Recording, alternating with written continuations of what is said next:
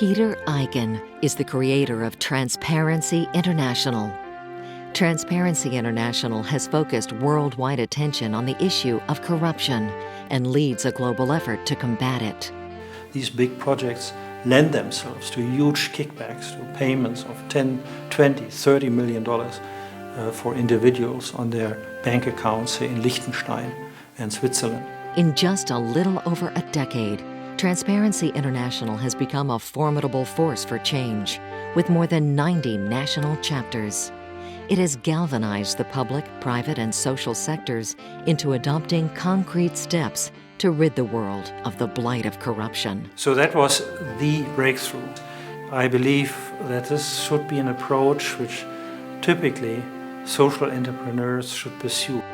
Throughout a notable career with the World Bank, and now with Transparency International, Dr. Eigen has always been entrepreneurial in his approach to solving problems. In this program, he shares his experiences and strategies in creating global change.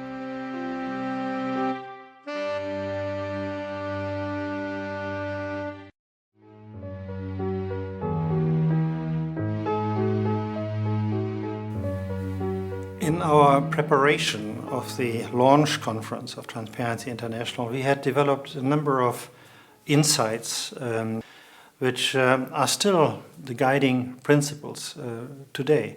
First of all, we knew that we could not investigate individual cases to expose them, as Amnesty International is doing in their area, because we wanted to bring people to join us who were even involved in corruption, because corruption is so complex and it is so technical in many ways that you needed the people who really know what they are talking about to join you and work together on joint programs. So that was probably the most important shift from what I had personally had in mind when I left Kenya. The second insight was that we would have to deal with corruption with the local knowledge and the local enthusiasm and the local courage and credibility which has to come from each society itself. So we knew very quickly that we wouldn't be able to operate like the Catholic Church, or like the World Bank, sort of preaching from the center what everybody else had to do. And therefore we began very early on to initiate the creation of what we call national chapters, which are non-governmental organizations organized in various countries under their own systems, under their own conditions.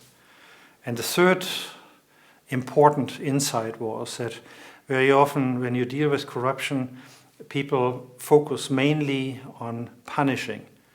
But in our opinion, criminal law is a relatively blunt weapon against corruption. We have a rather holistic approach. We see at all the different elements of an integrity system which have to be in place in order to protect society against corruption. This includes legal matters, laws, institutions, guidelines. It includes the role of the media, their independence, their competence to deal with corruption. It includes very technical matters like how you select, for instance, contractors, under international competitive bidding or so.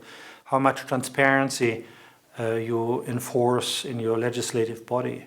It includes matters like how you deal with conflict of interest in a society, and so on. So it is like a mosaic of many different elements which together create the overall system of integrity. And these were things which we learned very early on in our brainstorming sessions leading up to the launch of our organization.